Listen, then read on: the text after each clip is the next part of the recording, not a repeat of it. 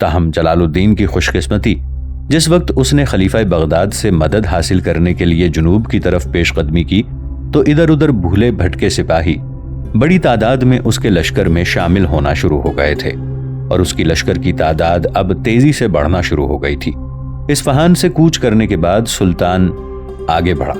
موسم سرما چونکہ اپنے عروج پر آ چکا تھا، لہٰذا سردی کے موسم نے اس نے رستے میں ہی بسر کیا اور آغاز بہار میں وہاں سے کوچ کر کے شاہ پور خواست آیا، جہاں پر 1 ماہ قیام کے بعد بغداد کو روانہ ہو گیا تاکہ خلیفہ کو حقیقت حال سے آگاہ کر کے امداد کا طالب ہو۔ جب خلیفہ بغداد کو سلطان جلال الدین کے سفر کی غرض و غایت کا علم ہوا تو اسے وہ تمام رسوائیاں یاد آ گئیں جو دربار خلافت کو جلال الدین کے باپ علاؤ الدین کے ہاتھوں برداشت کرنا پڑی تھیں۔ چنانچہ خلیفہ بغداد نے اتنا بھی گوارا نہ کیا کہ سلطان جلال الدین اس کے حدود سلطنت میں قدم رکھ سکے، یا یہ کہ وہ سلطان جلال الدین کا اوپر دل سے ہی استقبال کرے۔ چنانچہ اس نے بدترین رد عمل کا اظہار کیا۔ وہ اس طرح کہ خلیفہ بغداد نے 20,000 سپاہ پر مشتمل ایک تربیت یافتہ لشکر تیار کیا اور اپنے ایک بہترین نامور اور مانے ہوئے جرنیل کشتمور کو اس لشکر کی سپہ سالاری سونپ کر سلطان جلال الدین کی طرف روانہ کیا اور حکم دیا کہ اپنی پوری طاقت اور قوت کے ساتھ سلطان جلال الدین پر حملہ کیا جائے اور اسے کوشش کر کے مار دیا جائے۔ خلیفہ بغداد نے یہیں اکتفا نہیں کیا کہ اپنے جرنیل کشتمور کو 20,000 کا لشکر لے کر روانہ کرنے کے ساتھ اس نے تیز رفتار قاصد اربیل کے حاکم مظفر الدین کی طرف روانہ کیا۔ اسے تاکید کی کہ وہ بھی اپنا ایک لشکر جرار لے کر خلیفہ کے جرنیل کشتمور کی مدد کو فوراً پہنچے، اور ساتھ ہی ایک تیز رفتار قاصد کے ذریعے خلیفہ بغداد نے اپنے جرنیل کشتمور کو تاکید کی کہ جب تک حاکم اربیل اپنے لشکر کے ساتھ تم سے نہ آ ملے اس وقت تک تم سلطان سے جنگ کی ابتدا نہ کرنا۔ سلطان کی کمانداری میں چھوٹا سا ایک لشکر تھا، چونکہ وہ خلیفہ کی افواج سے لڑنے کا کوئی ارادہ نہیں رکھتا تھا، بلکہ وہ تو خلیفہ کی خدمت میں حاضر ہو کر منگولوں کے خلاف مدد کا طالب ہو رہا تھا، لہٰذا اس نے جنگ کے لیے کوئی خاص تیاری بھی نہ کی تھی۔ جب خلیفہ بغداد کے جرنیل کشتمور نے سلطان جلال الدین کے لشکر کی راہ روکی تو سلطان کے خلاف صف آرا ہو گیا۔ تب سلطان نے کشتمور کو کہلا بھیجا کہ میں لڑنے کے ارادے سے نہیں آیا، بلکہ اس لیے بغداد کا رخ کر رہا ہوں کہ اسلام کے بدترین دشمن منگولوں کے خلاف دربار خلافت سے امداد طلب کروں۔ اس لحاظ میں خلیفہ بغداد کا مہمان ہوں اور مہمان سے ایسا سلوک خلاف مروت ہے۔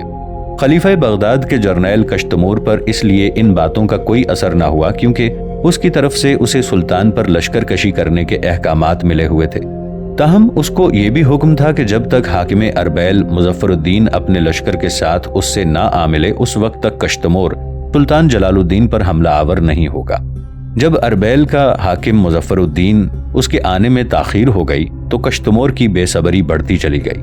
اس نے سوچا کہ سلطان کے پاس ہے ہی کیا، چھوٹا سا ایک لشکر ہے جو لمحوں کے اندر مٹ جائے گا یا وہ اسے بھگا دے گا، خواہ مخواہ میں مظفر الدین کی آمد کا انتظار کرتا رہے، اس لیے مجھے بلا تعمل سلطان پر حملہ کر دینا چاہیے، اور اگر اسے فتح ہوتی ہے تو اس فتح کا صحرا اسی کے حصے میں آئے گا۔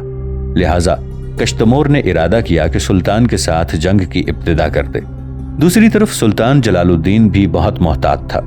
اس نے جب دیکھا کہ لڑے بنا کوئی چارہ نہیں تو ابتدا سے 1 روز پہلے اور خان کو اپنے خیمے میں بلایا۔ جب اور خان خیمے میں آیا تو سلطان نے اور خان کو اپنے سامنے بٹھایا اور بڑی آہستگی سے اور خان کو مخاطب کر کے پوچھا، اور خان، خلیفہ بغداد کی طرف سے جو سلوک ہمارے ساتھ کیا جا رہا ہے تم دیکھ رہے ہو، تمہارا کیا اندازہ ہے کہ اس سلسلے میں ہمیں کیا کرنا چاہیے؟ اس پر اور خان کہنے لگا، سلطان محترم، جہاں تک میرا اندازہ ہے کہ لڑے بغیر چارہ نہیں ہے۔ مجھے یہ احساس ہے کہ خلیفہ بغداد نے کشتمور کو ہم پر حملہ آور ہونے کے واضح احکامات جاری کر رکھے ہیں، تبھی وہ بڑی بے دردی سے ہماری راہ روک کے کھڑا ہوا ہے۔ ہمارے کچھ جاسوسوں کا یہ بھی کہنا ہے کہ کشتمور اربیل کے حاکم مظفر الدین کا انتظار کر رہا ہے، جس نے اپنے لشکر کے ساتھ مل کر اس کی مدد کو آنا ہے، اور حاکم اربیل مظفر الدین کو خلیفہ بغداد نے ہی حکم دیا ہے کہ وہ اپنے لشکر کو لے کر سلطان جلال الدین کے مقابلے میں کشتمور کی مدد کرے۔ سلطان محترم، میرا خیال ہے کہ اگر کشتمور کے ساتھ ہمیں جنگ کرنی ہے تو مظفر الدین کے آنے سے پہلے ہی ہمیں کشتمور سے نپٹ لینا چاہیے۔ اس پر سلطان بولا، اور خان میرے بھائی، تمہارا اندازہ درست ہے، لیکن میں نہیں چاہتا کہ جنگ کی ابتدا میری طرف سے ہو۔ میں سارے معاملے کو اللہ کے سپرد کرتا ہوں۔ اگر خلیفہ بغداد کو جرنیل کشتمور نے ہم پر جنگ مسلط کرنے کی کوشش کی تو ہم پیٹھ نہیں پھیریں گے۔ اسے بتائیں گے کہ اگر وہ ہم پر حملہ آور ہوگا تو لڑنے کا فن ہم بھی جانتے ہیں۔ میرے بھائی کشتمور اور اربیل کے حاکم مظفر الدین سے نمٹنے کے لیے میرے ذہن میں ایک تجویز ہے۔ مجھے امید ہے کہ تم میری تجویز سے اتفاق کرو گے۔ اس پر اور خان فوراً بولا اور کہنے لگا، سلطان محترم آپ کہیے، آپ کی ہر تجویز پر میں عمل پیرا ہو کر دکھاؤں گا۔ اس پر سلطان جلال الدین نے بڑی نرمی بڑی شفقت میں اور خان کو مخاطب کیا اور کہا، اور خان تم جانتے ہو ہمارے پاس مختصر سا لشکر ہے، اسی سے ہم نے ان دونوں قوتوں کے خلاف کام لینا ہے۔ مجھے امید ہے کہ آج رات گزرنے کے بعد کل صبح کشتمور ہمارے خلاف جنگ کی ابتدا کرے گا۔ میں چاہتا ہوں کہ آج رات ہی رات میں اور تم دونوں بھائی مل کر لشکر کو آدھا آدھا تقسیم کر لیں۔ تم آدھے لشکر کو لے کر گھات میں بیٹھ جانا۔ کل صبح اگر جنگ ہوتی ہے تو میں اپنے لشکر کے آدھے حصے کو خوب پھیلا کر خلیفہ بغداد کے جرنیل کشتمور کے سامنے سفارہ ہو جاؤں گا اور جنگ کی ابتدا کر دوں گا۔ جب جنگ اپنے عروج پر آئے تم اپنی گھات سے نکل کر کشتمور پر ضرب لگانا۔ اس طرح مجھے امید ہے کہ ہم کشتمور کے لشکر کو، جو ہمارے لشکر سے کئی گنا بڑا ہے، شکست دینے میں کامیاب ہو جائیں گے۔ سلطان جلال الدین کے خاموش ہونے پر اور خان بولا، سلطان محترم یہ بہترین تجویز ہے اور مجھے امید ہے کہ اس پر عمل درآمد کر کے ہم نہ صرف کشتمور بلکہ اربیل کے حاکم مظفر الدین کو بھی اپنے سامنے سے بھاگ جانے پر مجبور کر دیں گے۔ اس کے بعد سلطان اور خان دونوں خیمے سے باہر نکلے۔ لشکر کو انہوں نے آپس میں تقسیم کیا۔ اس کے بعد اور خان اپنے حصے کے لشکر کو لے کر گھات میں چلا گیا تھا۔ دوسرے روز جب دونوں لشکر ایک دوسرے کے خلاف صفارہ ہوئے تو خلیفہ بغداد کا سپہ سالار کشتمور بڑا خوش تھا کہ اس کے سامنے سلطان جلال الدین کی سرکردگی میں صرف مٹھی بھر لشکری تھے، جن سے متعلق اس نے یہ اندازہ لگایا کہ انہیں وہ پہلے ہی حلے میں بے پناہ سیلاب کی طرح بہا کر لے جائے گا۔ کشتمور سلطان کے ساتھ مختصر سے لشکر کو دیکھ کر بڑا مطمئن تھا، لہٰذا اس نے حملہ آور ہونے میں پہل کر دی۔ اب اس نے لشکر کو حکم دیا اور اپنی سرکردگی میں اپنے لشکر کے ساتھ سلطان کے مختصر سے لشکر پر لہراتی تاریکیوں میں خوفزدہ آوازوں، اندھیارے غاروں میں زہریلی اور بند ہوتی آنکھوں میں نزع کے وقت کی طرح ٹوٹ پڑا تھا۔ دوسری طرف سلطان بھی پہلے سے طے شدہ تدبیر کے مطابق کام کر رہا تھا۔ اس نے بھی جوابی حملہ کیا۔ گہرے ساگر میں ڈوب کر ابھرنے والی یادوں کے رنگوں اور دہر سے وابستہ پت جھڑ کی مار لمحوں کے طوفانوں کی طرح وہ بھی دشمن پر ٹوٹ پڑا تھا۔ پھر ایسا ہوا کہ آہستہ آہستہ سلطان نے اپنے لشکر کے ساتھ پیچھے ہٹنا شروع کر دیا۔ خلیفہ بغداد اور اس کا سالار کشتمور یہی سمجھا کہ سلطان ان کے حملے کی سختی کو برداشت نہیں کر سکا اور اب پیچھے ہٹتے ہوئے وہ پسپا ہونے اور بھاگنے کے چکر میں ہے، لہٰذا انہوں نے پہلے کی نسبت اور تیزی سے اپنے حملے شروع کر دیے تھے۔ ان حملوں کے جواب میں سلطان نے بھی بڑی تیزی کے ساتھ پیچھے ہٹنا شروع کر دیا تھا۔ اب سلطان خلیفہ بغداد کے لشکر کو اس جگہ لے آیا جہاں اور خان اپنے حصے کے لشکر کے ساتھ گھات میں بیٹھا ہوا تھا۔ کشتمور کا اپنے لشکر کے ساتھ سلطان جلال الدین کے تعاقب کرتے ہوئے اس جگہ پہنچنا تھا کہ اس کی پشت کی طرف سے اور خان اپنے حصے کے لشکر کے ساتھ صداؤں کے کھنڈروں میں سناٹوں کی گونجوں، رگوں میں اداسی طاری کر دینے والی حدتوں اور عذاب رتوں کے گرم لمحوں کی طرح حملہ آور ہو گیا تھا۔ یہ حملہ ایسا بروقت، ایسا تیز، ایسا خونخوار اور تند تھا کہ خلیفہ بغداد کا لشکر چکرا کر رہ گیا تھا۔ دوسری بات یہ ہے کہ یہ حملہ چونکہ خلیفہ بغداد کے لشکر کی پشت کی طرف سے ہوا تھا اور کشتمور اور اس کے لشکری ایسی کوئی امید پہلے سے دل میں نہیں رکھتے تھے، لہٰذا ان میں ایک افراتفری برپا ہو گئی۔ عین اسی وقت سلطان جلال الدین اپنے لشکر کے ساتھ حرکت کرتے ہوئے مڑے اور جس طرح اور خان پشت کی طرف سے حملہ آور ہوا تھا اسی طرح وہ بھی سامنے سے حملہ آور ہو گیا تھا۔ کشتمور کے لشکر کی تعداد چونکہ سلطان کے لشکر سے کئی گنا زیادہ تھی، اس لیے کشتمور اب بھی بڑا مطمئن اور پر امید تھا کہ وہ کسی نہ کسی طرح سلطان جلال الدین کو شکست دینے میں کامیاب ہو جائے گا۔ دوسری طرف سلطان جلال الدین اور خان بھی کشتمور کے لشکریوں کے سامنے ایسی ہی پامردی اور جرت مندی کا اظہار کر رہے تھے جیسے ظلم کی اندھی فوج کے سامنے صبر کی چٹان، جیسے 7 سمندر کے طوفانوں میں شور میں ڈوبے ہوئے جذبات۔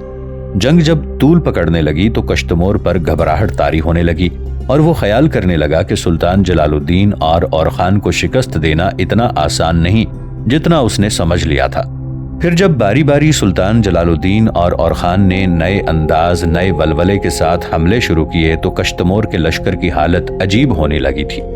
دونوں طرف سے سلطان کشتمور کی سپاہ کو بری طرح کاٹ رہا تھا، اور پشت کی طرف سے اور خان خلیفہ بغداد کے لشکر کی حالت اداس رتوں کی زردیوں، یادوں کے سوکھے پتوں، صحرا صحرا اٹھتی پیاس، غربت کی تصویر اور سوکھی خشک زبان جیسی ہونا شروع کر دی تھی۔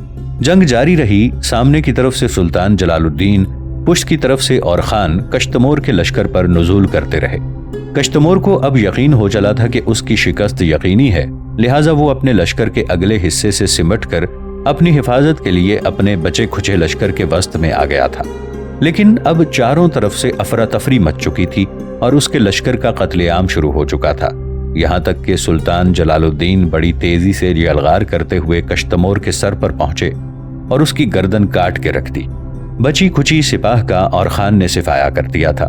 جب خلیفہ بغداد کو اپنے سالار کشتمور کے قتل اور اپنے لشکر کی بدترین شکست اور قتل عام کا علم ہوا تو خلیفہ بغداد تل ملایا، لیکن اب تو تیر کمان سے نکل چکا تھا، سوائے صبر و شکر کے اور کوئی چارہ کار نہیں تھا، لہٰذا اس نے کسی قسم کے رد عمل کا اظہار نہیں کیا اور خاموشی سے اس حادثے کو پی گیا۔ کشتمور کے لشکر کا پوری طرح سے صفایا کرنے کے بعد سلطان اور خان ایک جگہ جمع ہوئے۔ ان کے چہروں پر خوشی اور اطمینان بخش مسکراہٹ تھی۔ پھر سلطان نے اور خان کی طرف دیکھتے ہوئے کہنا شروع کیا، اور خان میرے بھائی، اپنے مختصر سے لشکر کے ساتھ خلیفہ بغداد کے لشکر کے خلاف ہماری کامیابی ہمارا ایک بہترین کارنامہ ہے۔ اس سے نہ صرف ہمارے لشکریوں کے حوصلے بڑھ گئے ہیں، بلکہ میں خیال کرتا ہوں کہ خلیفہ بغداد کے اس لشکر کی شکست اور ادھر ادھر بکھرے ہوئے مزید لشکری ہم سے آ ملیں گے اور ہمارے لشکر میں اضافہ ہو جائے گا۔ اس کے علاوہ خلیفہ بغداد کے اس لشکر کے پڑاؤ سے خوراک اور ہتھیاروں کی بہت تعداد ملی ہے۔ جو کچھ ہمیں ملے گا وہ ہمارے لیے انتہائی فائدہ مند اور سود بخش ہوگا۔ یہ سن کر اور خان بولا، سلطان محترم، خداوند قدوس کا بے حد شکر ہے کہ اس نے میدان جنگ میں ہم دونوں کو سرخرو رکھا۔ میرے خیال میں اب ہمیں اربیل کے حاکم مظفر الدین کی فکر کرنی چاہیے، اس لیے کہ وہ کشتمور کی مدد کے لیے ضرور آئے گا، اور یہاں سے فارغ ہونے کے بعد ہمیں اس شاہراہ کی طرف جانا چاہیے جو اربیل کی طرف سے آتی ہے۔ اس شاہراہ پر چونکہ دور دور تک کوہستانی سلسلے ہیں اور ہمیں کسی کوہستانی سلسلے میں گھات میں بیٹھ جانا چاہیے۔ مظفر الدین اپنے لشکر کے ساتھ کوہستانی سلسلے سے گزرنے والی شاہراہ پر آئے تو ہم اچانک اس پر حملہ آور ہو کر اسے اپنے سامنے مغلوب کر لیں گے۔ جواب میں سلطان جلال الدین بولا، تمہاری تجویز بہت اچھی ہے اور خان، ایسا ہی ہوگا، پہلے یہ سارا سامان سمیٹیں۔ ایک بات میری سمجھ میں نہیں آئی کہ اس جنگ میں تمہارے پاسبانوں کے سپہ سالار نے حصہ نہیں لیا۔ دریائے سندھ میں ہندوستان میں وارد ہونے کے بعد اس کی ہمیں کوئی اطلاع نہیں ملی۔ خدا کرے کہ وہ منگولوں کے ہاتھوں بچ نکلا ہو اور زندہ و سلامت ہو، اس لیے کہ وہ ایک ایسا شخص ہے جو اپنی ملت کے لیے ہمدردی اور اپنی مسلم قوم کے لیے اپنے دل میں بہت لگاؤ رکھتا ہے۔ اتنا کہتے کہتے سلطان جلال الدین کو رک جانا پڑا کہ اس لیے کہ دوسری طرف سے پاسبانوں کا سپہ سالار اپنے گھوڑے کو سرپٹ دوڑاتا ہوا آیا۔ ایک جست کے ساتھ وہ اپنے گھوڑے سے نیچے اترا، سلطان جلال الدین کے قریب آیا، ان سے مصافحہ کیا، اس کے بعد اور خان سے ہاتھ ملایا۔ پھر وہ کہنے لگا، آپ یقیناً میرے متعلق فکر مند ہوں گے کہ اس جنگ میں نے حصہ کیوں نہیں لیا۔ اس پر سلطان جلال الدین نے مسکراتے ہوئے کہا، میرے بھائی، تمہارا اندازہ بالکل درست ہے۔ ابھی میں اور خان سے تمہارے متعلق ہی گفتگو کر رہا تھا کہ کیا وجہ ہے کہ پاسبانوں کا سپہ سالار اس جنگ میں شامل نہیں ہوا۔ میں تمہاری سلامتی اور خیریت سے متعلق فکر مند تھا، اس لیے کہ جتنا عرصہ میں اور خان ہندوستان رہے ہمیں تمہارے متعلق کوئی اطلاع نہیں ملی۔ اس پر پاسبانوں کا سپہ سالار کہنے لگا، سلطان محترم، میں معذرت خواہ ہوں کہ یہاں آنے میں کچھ تاخیر ہو گئی۔ تاخیر کی ایک وجہ ہے، ورنہ میں دونوں بھائیوں کے شانہ بشانہ کشتمور کے لشکر کے خلاف جنگ کرتا۔ حقیقت یہ ہے کہ میرے مخبروں نے یہ اطلاع دی تھی کہ خلیفہ نے اپنے سالار کشتمور کی سرکردگی میں 20,000 کا ایک لشکر آپ پر حملہ آور ہونے کے لیے روانہ کیا ہے۔ اس کے ساتھ ہی میرے مخبروں نے یہ اطلاع بھی دی کہ بغداد کا سالار کشتمور اس وقت تک آپ پر حملہ آور نہیں ہوگا جب تک حاکم مظفر الدین بھی اپنے لشکر کو لے کر کشتمور سے نہیں مل جاتا۔ مجھ سے غلطی ہوئی کہ سیدھا آپ کی طرف آنے کی بجائے میں اربیل کی طرف چلا گیا۔ میں نے سوچا تھا کہ جس وقت اربیل کا حاکم مظفر الدین اپنے لشکر کے ساتھ اربیل سے آپ کی طرف پیش قدمی کرے گا، اس کے پیچھے پیچھے میں بھی آپ کی طرف چلا آؤں گا۔ جس وقت اربیل کا حاکم مظفر الدین آپ سے ٹکرائے گا تو میں اس کی طرف سے حملہ آور ہو کر اس کے سارے دمخم نکال دوں گا، لیکن میری بدقسمتی کہ مجھے اس جنگ میں حصہ لینے کا موقع نہیں ملا، اس لیے کہ کشتمور نے انتظار کیے بغیر ہی آپ سے ٹکرانے کا فیصلہ کر لیا۔ بہرحال آپ دونوں بھائیوں کو مبارک دیتا ہوں کہ آپ دونوں نے اپنے مختصر سے لشکر کے ساتھ کشتمور کا خاتمہ کر دیا اور اس کے لشکر کو بدترین شکست دی۔ پاسبانوں کا سپہ سالار تھوڑی دیر تک رک کر پھر کہہ رہا تھا، سلطان محترم، میں آپ کو خبر کروں کہ اربیل کا حاکم مظفر الدین بھی اسی میدان جنگ کی طرف بڑی تیزی سے پیش قدمی کر رہا ہے۔ جس رفتار سے میں نے اسے ادھر آتے دیکھا ہے تو وہ اب تک یہاں سے 10 میل آگے ایک پہاڑی سلسلے کے اندر سے گزر رہا ہوگا۔ اس پر سلطان جلال الدین نے فوراً بولتے ہوئے کہا، پاسبانوں کے سپہ سالار میرے بھائی، میں اور خان نے مل کر یہ فیصلہ کیا ہے کہ مظفر الدین کو یہاں نہ پہنچنے دیا جائے، بلکہ راستے میں کوہستانی سلسلے کے اندر گھات میں بیٹھ کر اس پر حملہ کیا جائے، اس کی حالت بھی کشتمور جیسی کی جائے۔